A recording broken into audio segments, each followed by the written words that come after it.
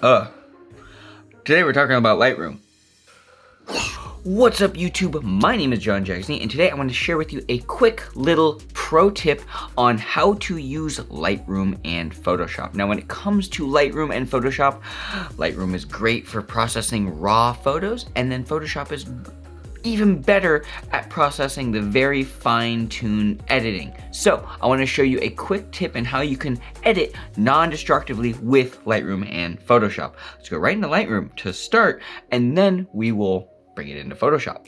Alright, so with Lightroom open, obviously, we have this photo here of my friend John. And it's a pretty okay photo. He's just walking on the street in the middle of California. We just got back from a road trip to Napa, and one of my biggest gripes with this photo is this pole kind of just sticking out of his head. So if I wanted to, what I could do is I could just bring this straight into Photoshop, do all the editing there and use the camera raw filter, or I could do my Lightroom edits here, so I could just like change the highlights, maybe bring those up just a little bit, and I definitely want to bring up those blacks, bring a little bit more detail into those shadows.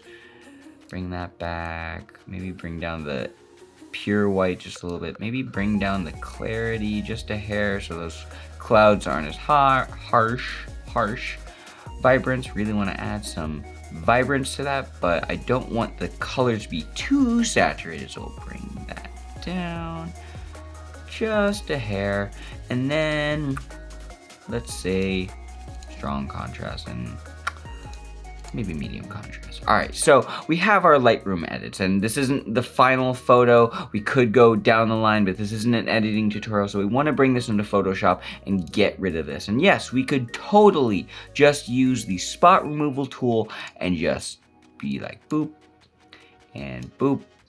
But my problem with this is the spot removal tool is not nearly as good as the tools in Photoshop. So we're gonna just undo that really quick.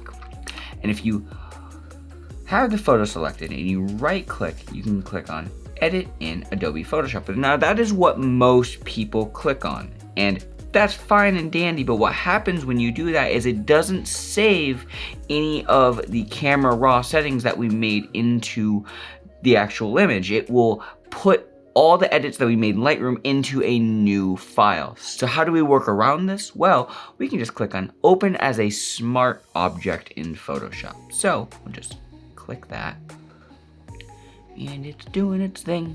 It is going to open up the Photoshop, hopefully. Oh, there it is.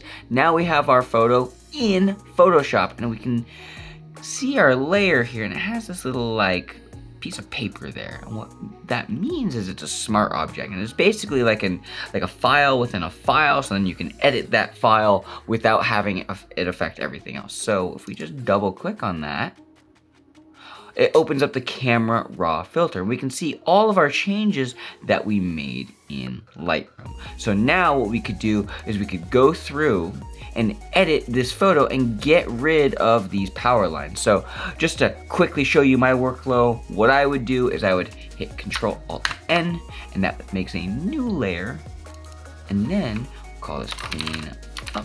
And I always really like to work non-destructively, so I'll take that main source layer and I will just duplicate that and hit Control-J. And we'll just also call this clean up. And then I'm just gonna get rid of that thing sticking out of his head really quick. 1 second. All right, so it's been about 10 minutes and we got rid of that pole, and now we can save this and export it from Lightroom. So what we're gonna do is we're gonna hit Control-Shift-S on our keyboard, and that's going to help us save as this file, and we'll just sift through wherever this file is saved. You want to keep it saved relatively close to where your actual source file is. So you can see here I have Napa 2020 raw, and I have this folder here called edits. Now what it will do by default when you use this method is it will add like a 01 at the end of it, and it will save it as a TIFF file. So what I want to do instead is I personally prefer working with a Photoshop file, so I'll just change that and get rid of the -1 at the very end, and we'll hit save, and we'll let it do its thing basically. So it's just saving down here, and then we're just gonna wait. I'm gonna wait. we're gonna wait, and it's done.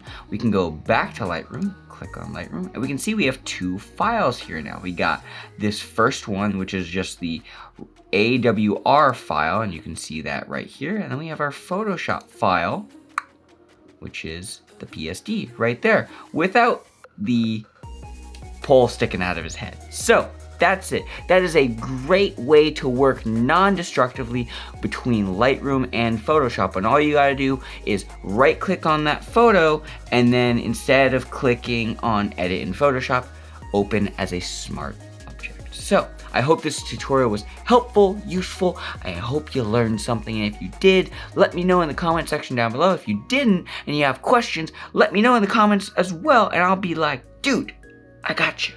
And we have a couple new subscribers, so let's shout those people out. So, pulling up the email, we got Punika Shantanya.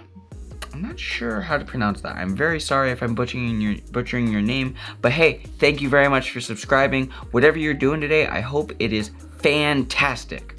We got Motion S. Hello, Motion S. Thank you. I like motion too. So maybe we'll do a motion thing sometime. Hope you're having a good one, man. Then we got Mr. Sam Miller.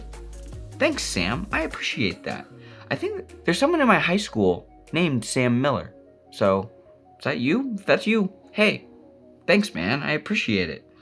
And then AJAY KUMAR. Thanks, dude. I appreciate it. And if you're having...